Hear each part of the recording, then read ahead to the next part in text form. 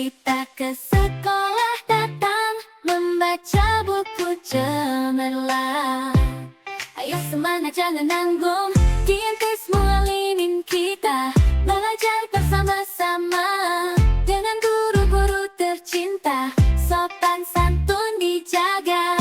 Ayo belajar diintis mualimin. Semangatnya digas jangan malas. Ilmu bercahaya kita raih, gapai mimpi bersama kawan.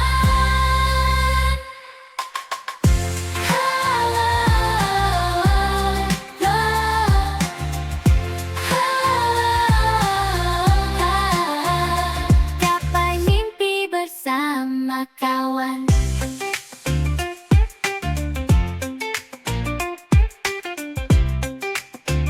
Setiap hari penuh kisah, tertawa dan bercanda. Di kelas kita tak lelah, bersama meraih cita. Bangga jadi pelajar di sini, seperti layang-layang terbang tinggi. Prestasi tak kenal henti, bersama kita maju hari demi hari-hari.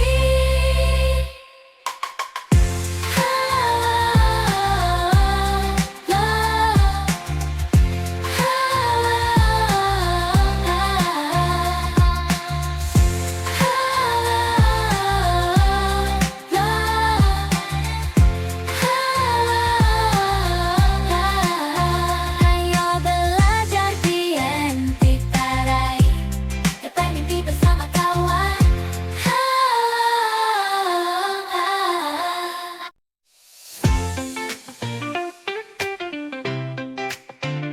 Saat pagi menjelang, kita ke sekolah datang, membaca buku cemerlang. Ayo semangat jangan nanggung, diintis mualimin kita. Belajar bersama-sama, dengan guru-guru tercinta. Sopan santun dijaga. Ayo belajar diintis mualimin. Semangatnya digas jangan malas. Ilmu bercahaya kita raih, gapai mimpi bersama kawan.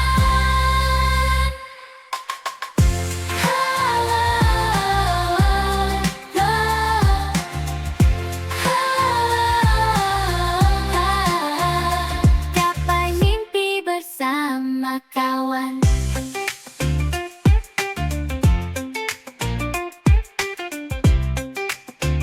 Setiap hari penuh kisah, tertawa.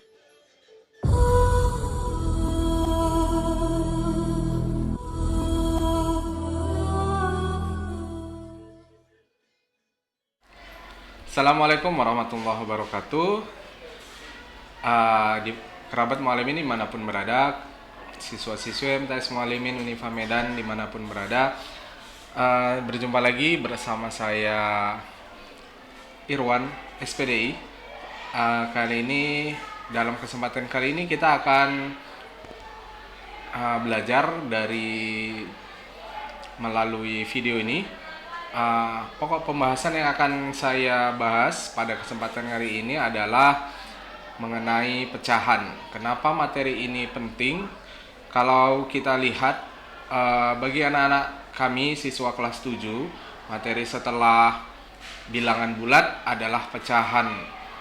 Kenapa sih harus belajar pecahan lagi? Padahal pecahan juga sudah diajarkan ketika waktu masih bersekolah di sekolah dasar. Nah, hal yang harus kita pahami bahwa materi matematika satu dengan yang lainnya itu saling berkesinambungan, berkaitan antara materi yang satu dengan yang lainnya. Nah, materi ini dipaparkan untuk sama-sama menguatkan fondasi berhitung anak-anak sekalian. Ketika nanti mendapat materi di tingkat yang lebih lanjut, kalian sudah tidak bingung lagi, sudah tidak pusing lagi untuk menyelesaikan materi-materi tersebut. Kenapa? Karena banyak sekali kita temukan di lapangan bahwa siswa-siswi ketika terutama di kelas 8, 9, 10, 11, dan 12 ketika bertemu dengan yang namanya pecahan, dia seperti alergi. sehingga itulah yang harus kita obati sehingga alergi itu tidak kambuh kalau ketemu dengan namanya pecahan. Nah, apa sih sebenarnya pecahan? Lalu apa hubungannya dengan bilangan bulat? Nah, sebenarnya mereka saling berkaitan satu sama lain. Kenapa dia dikatakan pecahan? Karena bilangannya sudah tidak utuh lagi, sudah dalam bentuk pembilang dan penyebut.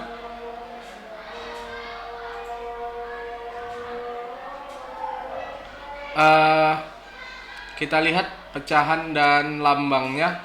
Pertama kita lihat dulu arti pecahan. Di sini saya punya tiga gambar kue. Saya punya kue yang pertama adalah kue yang masih utuh. Inilah yang kita sebut sebagai bilangan bulat, bilangan yang masih utuh, belum diapa-apakan. Nah, di gambar kedua, karena saya juga tidak mau makan kue ini sendiri, mungkin bakal kekenyangan, maka kue ini akan saya bagi dua. Nah, saya bagi dua, itulah yang ada pada gambar kedua. Nah, bagian yang saya berikan ke orang lain, misalnya saya berikan ke si A misalnya, maka bagian yang saya dapat dengan bagian si A yang saya terima, yang saya berikan, mendapat bagian yang sama. Berapa? 1/2. Kenapa kita menyebutnya 1/2? Karena kita dapat satu bagian dari dua potongan kue. Itu ya, karena kuenya dibagi dua, maka saya dapat 1/2, si A juga dapat 1/2, mendapat bagian yang sama, setengah. Kalau bahasa sehari-hari 1/2 itu penyebutannya adalah setengah. Kemudian di gambar ketiga, saya punya kue. Nah, kebetulan ternyata ada 3 orang teman saya yang datang, 4 bersama saya, maka saya bagi kue tersebut menjadi 4 bagian, seperti yang ada pada gambar ketiga. Nah, berapa masing-masing bagian yang kami dapat? Teman saya yang bertiga itu akan mendapat masing-masing akan mendapat 1/4, dan saya juga mendapat 1/4. Nah, ketika digabungkan akan menjadi 4/4, yang artinya satu bagian. Nah, dalam pecahan angka atau bilangan yang di atas 1/2. Oke, sama-sama kita ketahui bahwa kalau angka yang di atas ini kita sebutnya sebagai pembilang, sementara yang di bawah kita sebut sebagai penyebut. Oke, jangan terbalik ya. Banyak sekali anak-anak yang masih bingung menyebut antara pembilang dan penyebut. Yang di atas itu pembilang, yang di bawah penyebut. Itu dia. Inilah namanya bilangan pecahan. Next. Slide berikutnya. Oke. Jika sebuah kue dibagi menjadi 2 bagian yang sama seperti gambar kedua, maka setiap bagian dari potongan kue tersebut adalah setengah bagian dari seluruhnya. Saya mendapat setengah dan kawan saya si A juga dapat setengah. Kemudian, jika kue tersebut dibagi menjadi 4 bagian yang sama seperti gambar ketiga, maka setiap bagian dari potongan kue tersebut adalah 1/4 bagian dari seluruhnya. Kenapa jadi 1/4? Ya, karena kuenya sudah terbelah menjadi 4. Kuenya sudah terbelah menjadi 4. Kalau di SD dulu mungkin anak-anak belajarnya menggunakan gambar. Kuenya saya bagi 4.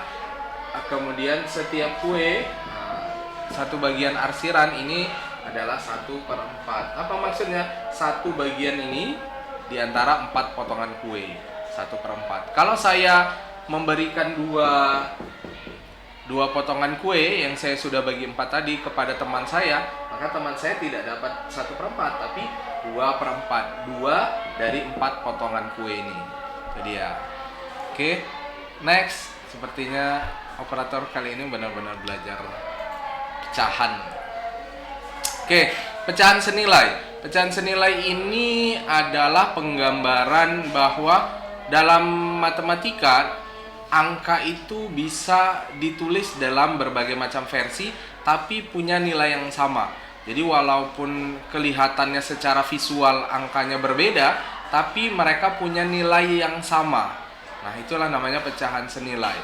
Oke, kita lihat yang pertama, ada gambar lingkaran dengan bentuknya 1/2. Lihat wilayah yang berwarna biru, kemudian 2/4, 3/6, 4/8, dan 6/12. Kita lihat pada wilayah yang berwarna biru tidak ada perubahan bagian dari mulai 1/2 sampai 6/12. Semuanya masih pada porsi yang sama. Kalau kita lihat bahwa dari mulai 1/2 sampai 6/12 wilayah yang Allah. Oke.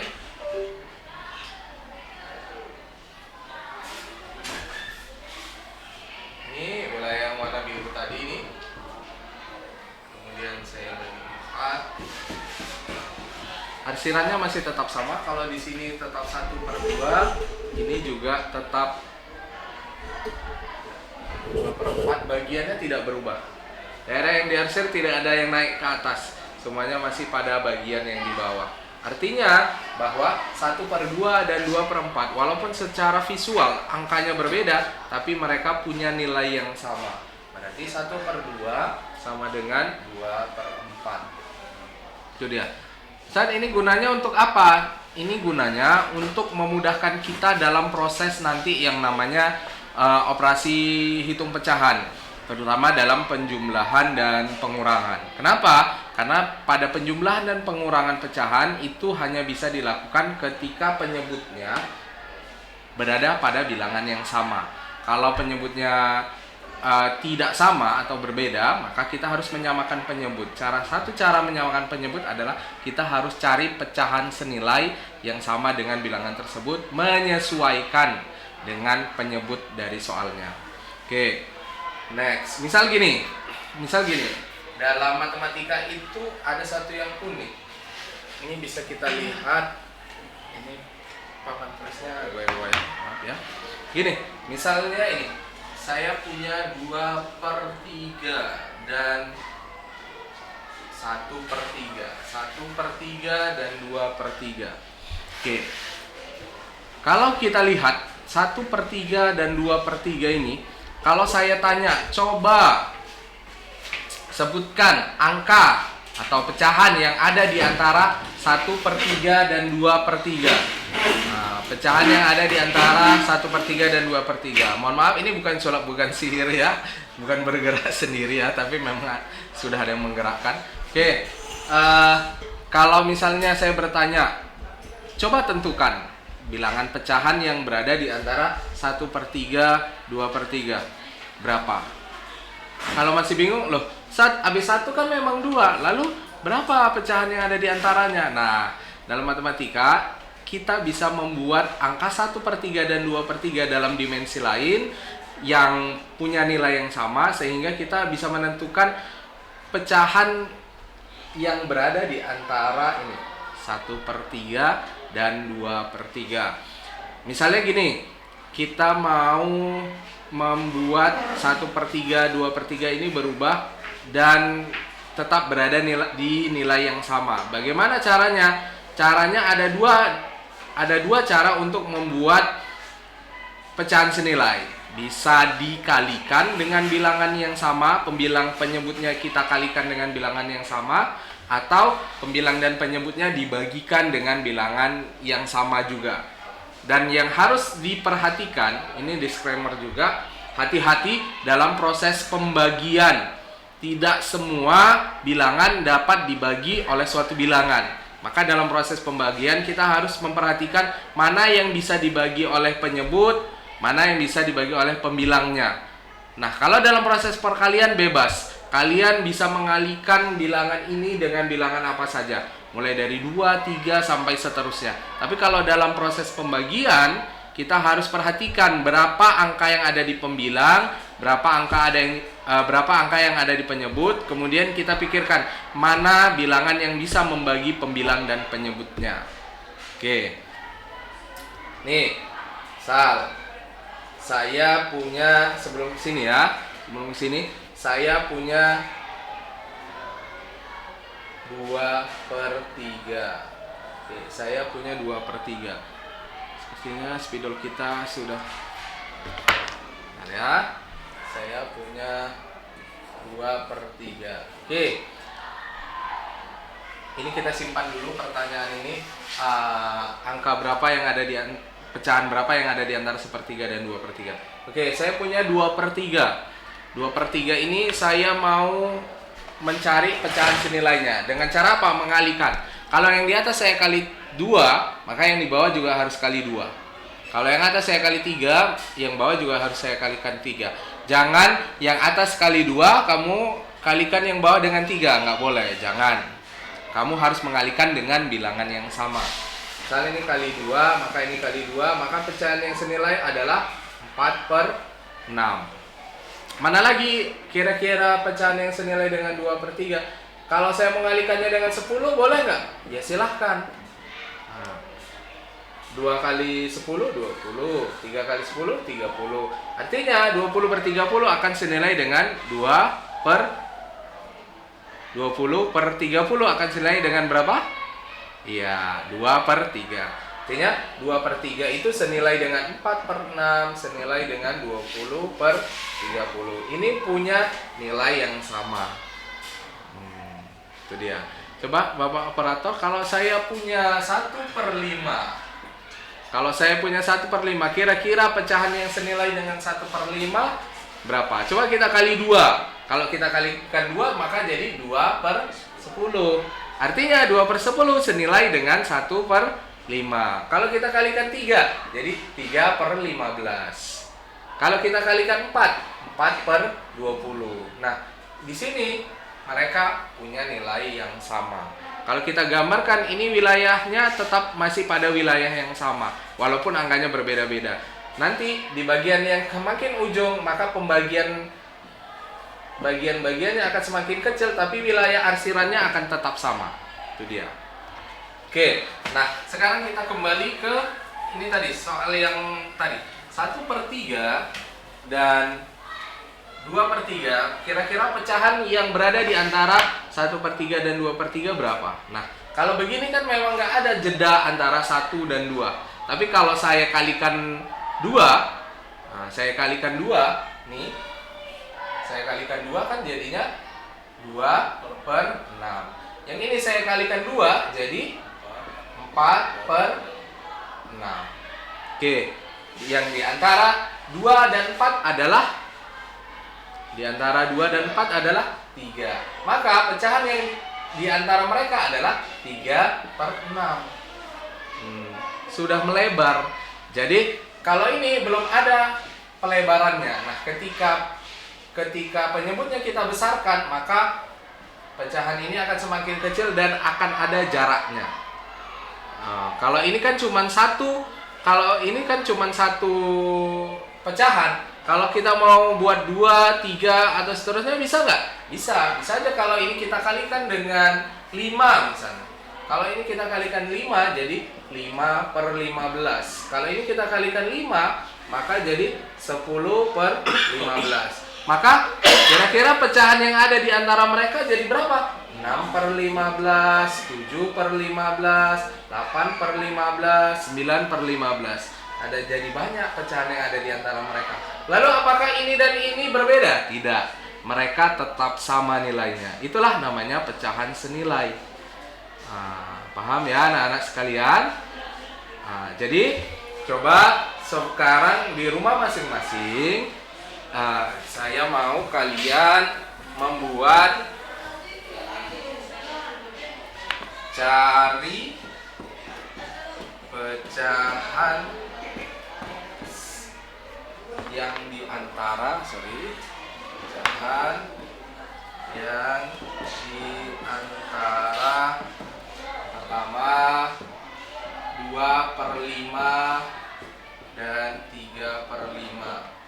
Coba cari. Yang kedua, cari pecahan yang senilai di antara 7/9 dan 8/9. Coba cari. Boleh pecahannya 2, 3, dan seterusnya.